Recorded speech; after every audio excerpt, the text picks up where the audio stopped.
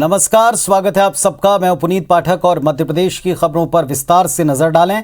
इस मध्य प्रदेश में नगरीय निकाय चुनाव की अटकलों पर निर्वाचन आयोग ने विराम लगा दिया। चुनाव आयोग ने जबलपुर हाईकोर्ट में अपना जवाब पेश करते हुए कहा, फिलहाल रूटीन बैठकें जरूर चल रही हैं, लेकिन चुनाव को लेकर कोई फैसला लिया नहीं गया। चुनाव आयोग की तरफ से हाईकोर्ट में कहा गया कि जब तक कोरोना की तीसरी लहर की स्थिति साफ नहीं होती, तब तक प्रदेश में चुनाव नहीं करवाए जाएंगे। चुनाव आयोग की ओर से यह भी कहा गया कि प्रदेश में नगरीय निकाय चुनाव करवाने की नौबत भी आए तो भी इसके लिए एक्सपर्ट की सलाह ली जाएगी। हाईकोर्ट ने चुनाव आयोग को सुझाव दिया कि जब भी प्रदेश में नगरीय निकाय चुनाव करवाने हों, निर्वाचन प्रक्रिया को कोरोना संक्रमण से बचाव को प्राथमिकता देते हुए करवाएं।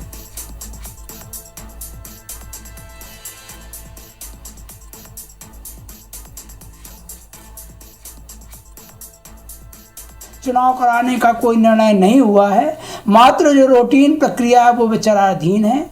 और चुनाव कराने के पहले ग्राउंड रिपोर्ट देखी जाएगी और जो चुनाव होगा उसके पहले तीसरी लहर की जो है उसकी पूरी समीक्षा की जाएगी और उस पर अगर चुनाव आयोग मध्य प्रदेश शासन सेटिस्फाई हो जाएगी तभी चुनाव कराए जाएंगे।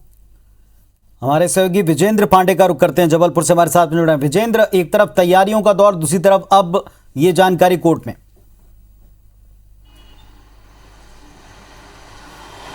बेशक पुनीत, राजधानी भोपाल में 15 जुलाई को राज्य निर्वाचन आयोग ने एक बैठक की थी जिसका मकसद प्रदेश में नगरीय निकाय चुनावों की तैयारियों को बताया गया था। इस बैठक के बाद कुछ सियासी बयानबाजियां भी हुई और उसके बाद ये कहा जाने लगा कि मध्य प्रदेश में कभी भी नगरीय निकाय चुनाव हो सकते हैं। ऐसे में जबलपुर के एक संगठन की ओर से हाईकोर्ट में जनहित याचिका दायर की गई थी और ये कहा गया था कि दूसरी लहर से पहले जो विधानसभा चुनाव हुए थे उनके बाद दूसरी लहर घातक साबित हुई थी और अगर तीसरी लहर की आशंकाओं के बीच चुनाव होते हैं तो ये चुनाव चूंकि लोकल बॉडी के चुनाव हैं, ये सुपर स्प्रेडर साबित हो सकते हैं। इस मामले पर हाईकोर्ट ने पहले निर्वाचन आयोग से जवाब मांगा था और आज निर्वाचन आयोग का जो जवाब कोर्ट में पेश हुआ उससे ये साफ हो गया कि फिलहाल मध्य प्रदेश में नगरीय निकाय चुनाव नहीं करवाए जाएंगे और आयोग ने कहा कि रूटीन जो तैयारियाँ हैं वो चलती रहती हैं। वही रूटीन तैयारियों के मद्देनज़र ही पूर्व में बैठक की गई थी, लेकिन जब तक तीसरी लहर जो कोविड की है उसके मद्देनज़र हालात साफ नहीं होते तब तक तारीखों पर कोई फैसला निर्वाचन आयोग की ओर से नहीं लिया जाएगा और नौबत भी अगर आती है तो कोरोना के हालातों को देखा जाएगा, एक्सपर्ट्स की सलाह ली जाएगी, उसके बाद ही प्रदेश में नगरीय निकाय चुनाव होंगे।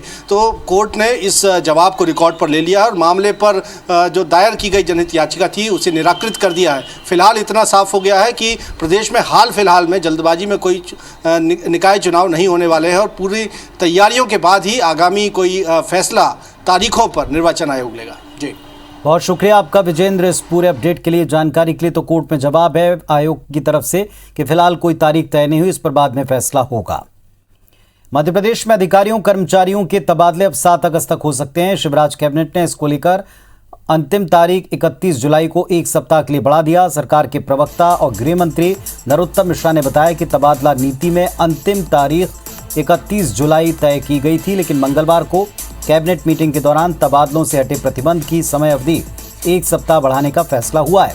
कैबिनेट के एक फैसले में राज्य सरकार ने देसी शराब वितरण की मौजूदा व्यवस्था को 31 मार्च 2022 तक बढ़ाने के फैसले को भी मंजूरी दी है। मुख्यमंत्री की अध्यक्षता में कैबिनेट मीटिंग में इस प्रस्ताव को पास किया गया। साथ ही प्रदेश के विभिन्न सरकारी अस्पतालों में 419 दंत चिकित्सकों की भर्ती के प्रस्ताव को भी पास किया गया, उस पर भी मुहर लगी। मध्य प्रदेश के पूर्व सीएम कमलनाथ और पश्चिम बंगाल की मुख्यमंत्री ममता बनर्जी की दिल्ली में मुलाकात हुई। बंद कमरे में आधे घंटे तक मीटिंग में कई सारे सियासी मायने निकाले जा रहे हैं। खबरें ये मिल रही कि मजबूत विपक्ष के लिए कांग्रेस सभी विपक्षी दलों को एक प्लेटफॉर्म पर लाने का प्रयास कर रही है। हालांकि इन तमाम अटकलों को कमलनाथ ने खारिज किया। उन्होंने कहा वो ममता बनर्जी को बधाई देने आए क्योंकि ममता बनर्जी ने अपने दम पर सत्ता में धमाकेदार वापसी की। महंगाई को लेकर केंद्र सरकार पर निशाना भी साधा।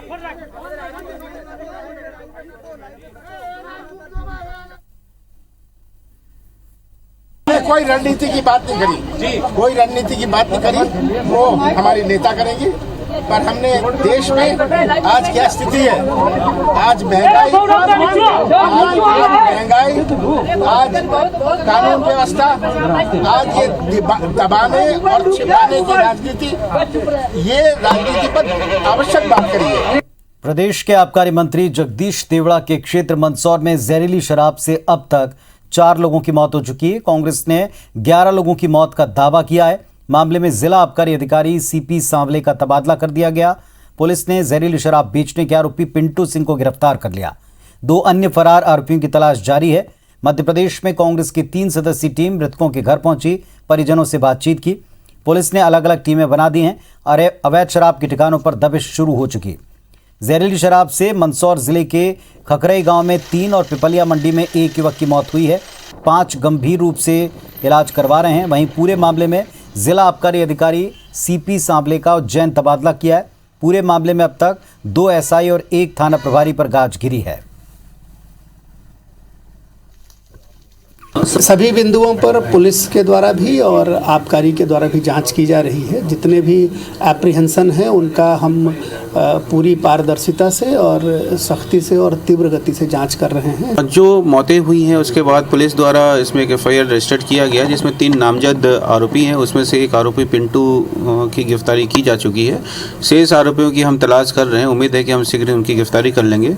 जो गिरफ्तार आरोपी है उसने एक और व्यक्ति का नाम बताया, जिसकी तलाश हम कर रहे हैं। लगातार हम लोग इस बात के लिए पुष्टि कर रहे थे कि यहाँ पर नकली शराब और शराब माफिया मिलकर के काम कर रहे हैं, लेकिन कहीं ना कहीं पुलिस सफ़ेद पोश लोगों से दबी हुई है। इस वजह से कार्रवाई नहीं कर रही है।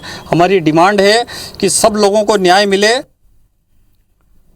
मंदसौर में जहरीली शराब पीकर 4 लोगों की मौत हुई और इस मामले में सीएम शिवराज सिंह ने काफी नाराजगी जताई है। मुख्यमंत्री आज इस मामले में अधिकारियों और गृह विभाग की उन्होंने आपात बैठक बुलाई। उच्च अधिकारियों को मंदसौर भेजने के निर्देश दिए। सीएम ने कहा किसी दोषी को छोड़ा न जाए। मुख्यमंत्री ने अधिकारियों को पड़ोस के राज्यों से प्रदेश के सीमावर्ती जिलों में जहरीली शराब की कड़ाई से रोकथाम के निर्देश दिए। इस बैठक में गृह मंत्री, सीएस, डीजीपी, पीएस गृह, पीएस आबकारी, एडीजी इंटेलिजेंस, मुख्यमंत्री के ओएसडी मकरंद देउस्कर शामिल हुए। इस पर पूर्व मुख्यमंत्री कमलनाथ ने ट्वीट कर कहा कि प्रदेश में मंदसौर जिले के आबकारी मंत्री के क्षेत्र खकराई गांव में जहरीली शराब से हुई मौतों का आंकड़ा निरंतर बढ़ता जा रहा है। शर्म की बात है कि मौत के इस आंकड़े और घटना को दबाने छिपाने का काम हो रहा है।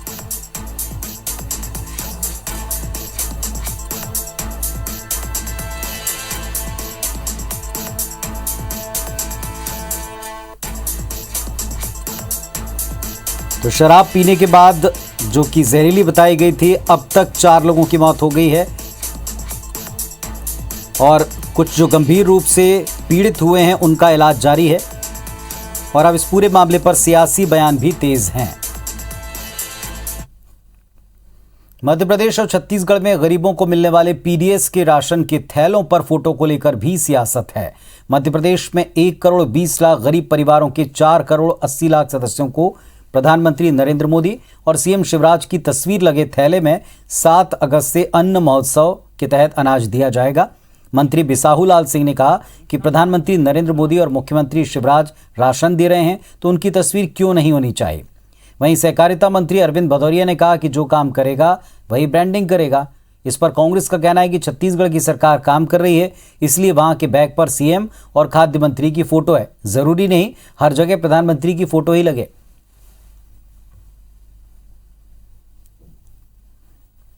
तो हम लोग आपके जनसंपर्क विभाग, खाद्य नागरिक विभाग, हमारा सहकारिता विभाग, विभिन्न लोगों से परामर्श कर रहे हैं कि उस दुकान का क्या नाम रखा जाए। जो काम करेगा वो ब्रांडिंग भी करेगा।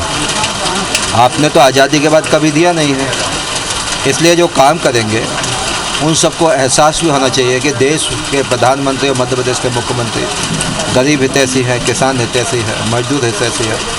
क्या मोदी जी के खुद के खेत का अनाज है ये जो है, ये भारत की हमारी जो सरकार थी, मनमोहन सिंह जी की सरकार, उसने जो भोजन का अधिकार दिया है, राइट टू फूड, उस अधिकार के तहत ये अन्न बांटा जा रहा है। मोदी जी की फोटो हर कहीं लगा लो।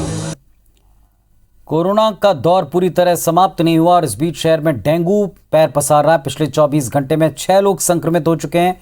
इनका इलाज जारी है। निजी अस्पताल में डेंगू के मरीजों की संख्या ज्यादा है। बारिश का मौसम शुरू होते ही 20 से ज्यादा लोग डेंगू की चपेट में आए हैं। संक्रमण से निपटने में लगे नगर निगम और स्वास्थ्य विभाग के अमले ने डेंगू, चिकनगुनिया और मलेरिया जैसी बीमारियों से बचाव के उपाय नहीं किए।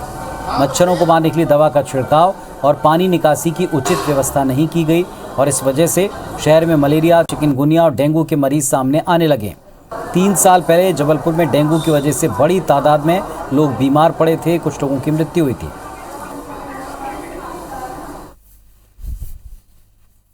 अभी तक कुछ मामले सामने आए हैं। मेरी जानकारी में करीब 20 मामले डेंगू के आए हैं और जो विभाग है वो तत्परता से शुरू हो गया है। जो हमारे ऑफिसर हैं डॉक्टर पहाड़िया, उन्होंने सर्वे शुरू कर दिया है। अभी कल 6 मरीजों की पुष्टि हुई है प्रारंभिक जांच में, जो उपचाररत हैं, लेकिन अभी भी उनका हमें एलाइजा की हमने रिपोर्ट भेजा है, एलाइजा की रिपोर्ट आना बाकी है। तो इस बुलेटिन में फिलहाल इतना ही। खबरों अपडेट्स के लिए आप देखते रहें IBC 24। नमस्कार।